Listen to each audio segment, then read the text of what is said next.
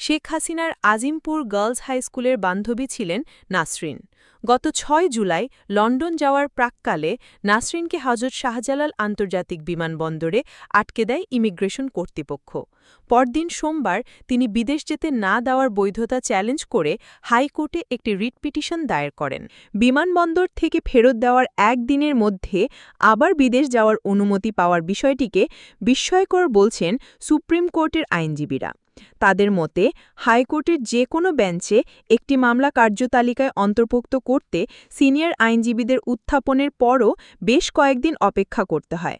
একজন জুনিয়র আইনজীবীর একটি গুরুতর স্পর্শকাতর রিট আবেদন একদিনে গ্রহণ, ওই দিনেই শুনানি, আবার ওই একই দিনে আদেশ প্রদানের ঘটনা সচরাচর হয় না।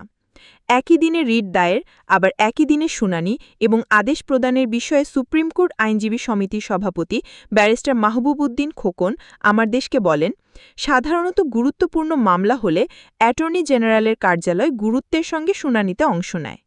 আওয়ামী লীগের সুবিধাভোগী নাসরিন জমিরের রিট পিটিশনটি অ্যাটর্নি জেনারেল অফিস কেন গুরুত্বের সঙ্গে নেয়নি তা সেটি তারাই ভালো বলতে পারবেন। বিষয়টি সংশ্লিষ্ট আদালতের রাষ্ট্রপক্ষের আইনজীবীদের সঙ্গে কথা বলতে চাইলে তারা কোনো মন্তব্য করতে রাজি হন।